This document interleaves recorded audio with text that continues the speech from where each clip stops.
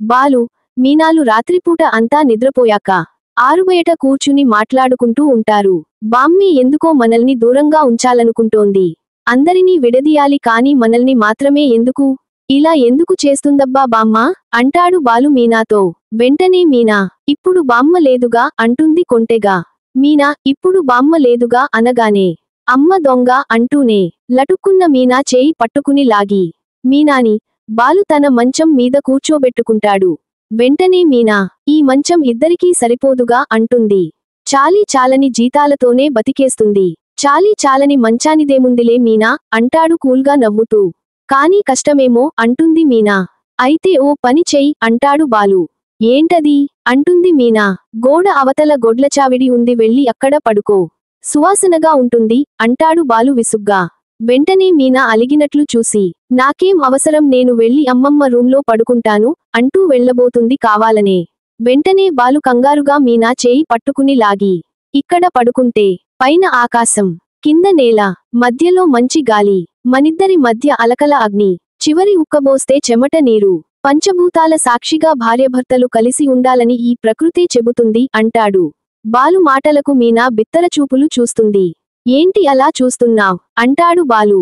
Tyre, wrench, stepney ఇవి మాట్లాడే మీరు ఇంత అందంగా మాట్లాడతారా అంటుంది మీనా అదే షాక్లో. అదేంటో తెలియదు. పుట్టి పెరిగిన ఊరు, ఆరు బయట నులక మంచం, పక్కన దమైన పెళ్ళాం, ఎవరూ లేని ఏకాంతం ఉంటే ఎవరికైనా ఇలానే కవిత్వం పుట్టుకొస్తుంది అంటాడు బాలు. వెంటనే మీనా, అవునా, ఇక్కడ మంచు పడుతోంది, నేను వెళ్ళి అమ్మమ్మగారి రూంలో పడుకుంటాను అంటుంది కావాలనే. వెంటనే బాలు, మీ భార్యలకు బతిమాలించుకోవడం అంటే బాగా సరదానే. నీకు ఇప్పుడు మంచే కదా సమస్య. ఉండు ఇప్పుడే వస్తా అని లోపలికి వెళ్ళి గొడుగు తెచ్చి దాన్ని ఓపెన్ చేసి మంచానికి తలవైపు తాడుతో కట్టేస్తాడు.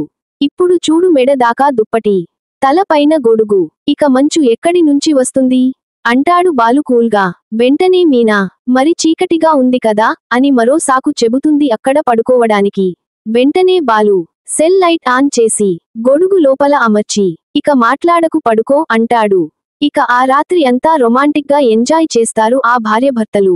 అప్పుడే మీనా చాలా ఆనందంతో, మనం ఎప్పుడూ ఇలానే సంతోషంగా ఉండాలండి అని అడుగుతుంది. లక్షలంటే మింగేస్తారు కానీ సంతోషాన్ని ఎవరు మింగగలరు? ఉందాం అంటాడు బాలు.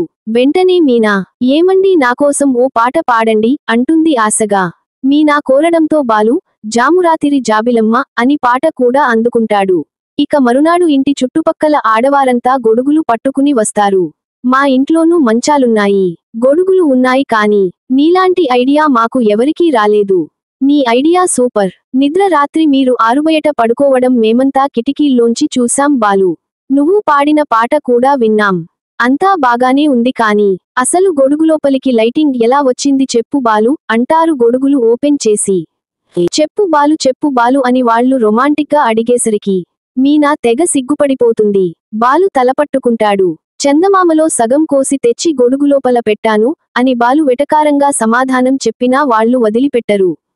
ఇంతలో సుశీల, ఏంటా గోలా అంటూ అరుస్తుంది. అమ్మో, మా బామ్మకు ఇదంతా తెలియదు.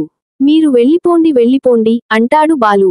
సర్లే, ఈ రాత్రి కూడా మీరు అలానే పడుకుంటారు కదా, అప్పుడు దగ్గర నుంచి చూసి తెలుసుకుంటాం అని నవ్వేసి ఆ ఆడవాళ్లంతా తిప్పుకుంటూ వెళ్ళిపోతారు.